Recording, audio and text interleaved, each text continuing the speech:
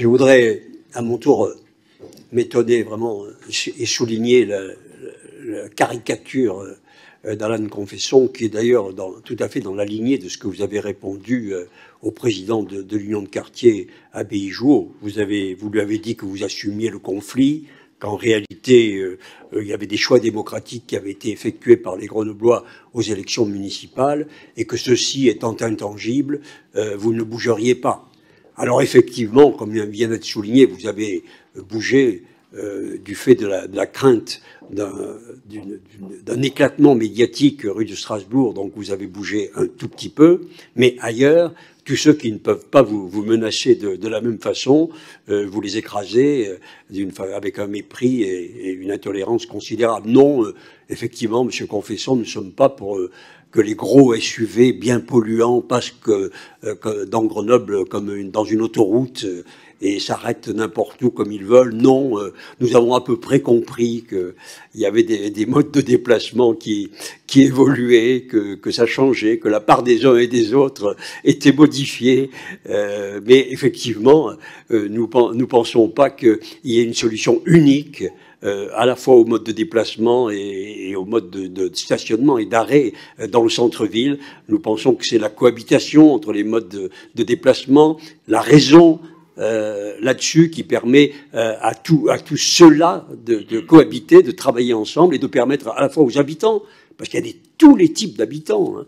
Et puis on est dans la journée, on peut être usager du vélo, de la trottinette, de la voiture, des transports en commun, du tramway, dans la même journée, suivant les besoins.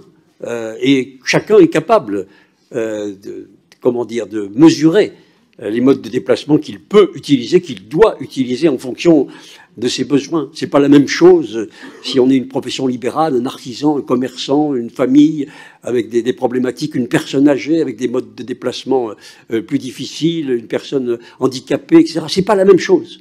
Chacun a ses problématiques et la ville, c'est ça. C'est de permettre de faire que chacun cohabite et chacun puisse justement y vivre. Vous ne pouvez pas avoir l'objectif d'une ville à vivre pour tous et avoir un mode de déplacement unique que vous imposez à tous. Il faut ce partage et il faut cette organisation et il faut ce respect. Et dans le cadre de la place de Metz, effectivement, nous ne savons pas quel a été le résultat de la concertation, qu'est-ce qu'ont répondu habitants et commerçants. Il ne semble pas que vous ayez bougé d'un poil dans l'aménagement de la place. Tous les aménagements réalisés jusque-là n'ont pas donné de résultats probants parce qu'un certain nombre de questions n'ont pas été anticipées, en effet. L'entretien, comment ça se passe, les questions de sécurité, est-ce que ça va les améliorer ou pas, savoir si ça favorisera ou non la délinquance, effectivement, c'est une question dans la ville.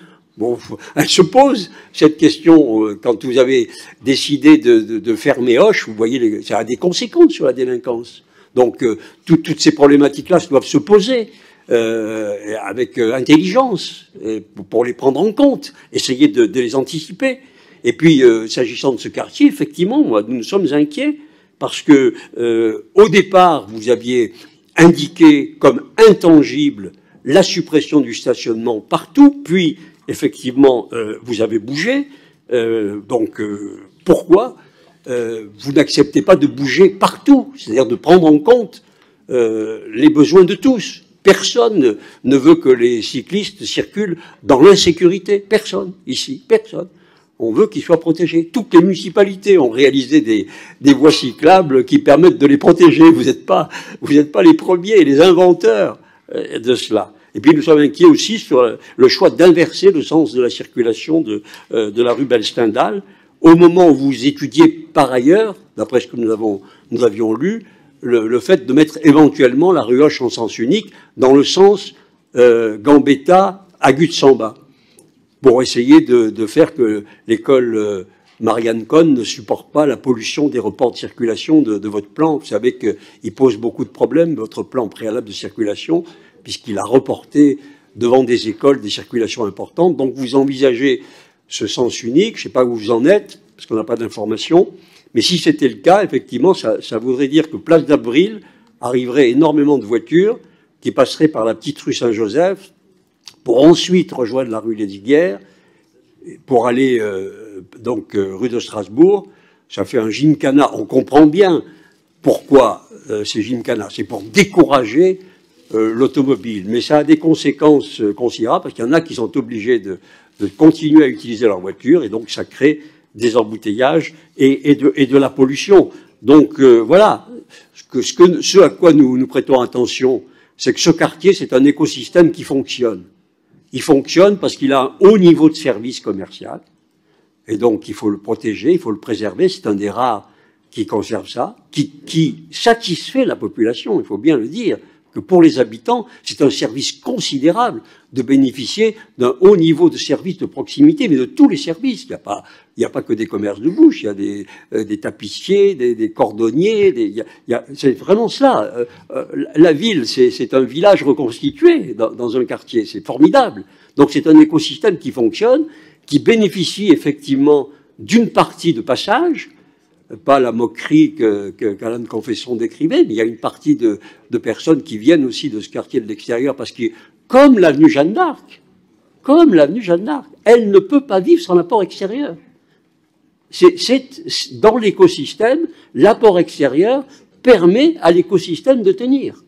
Donc, regardez de quelle façon vous le fragilisez, éventuellement, pour faire qu'il puisse subsister, parce que ce niveau de qualité de vie, c'est très très important pas seulement pour le commerce, mais pour les populations, pour ceux qui y vivent, parce qu'après, ça oblige, ça contraint des personnes à quitter la ville quand ils n'ont plus ce niveau de service. Donc, ce que moi je vous reproche, c'est pas de refaire la place de Metz, pas la peine de...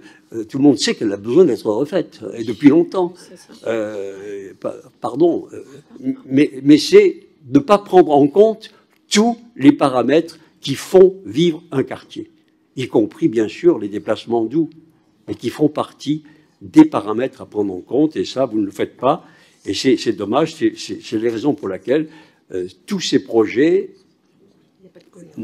qui n'ont pas de cohérence, qui, au fond, veulent surtout supprimer la voiture a priori, et on comprend bien qu'il faut la limiter, eh bien, ils n'ont ni cohérence, ni ambition, et c'est la raison pour laquelle ils posent ensuite tous les problèmes que les Grenoblois vivent.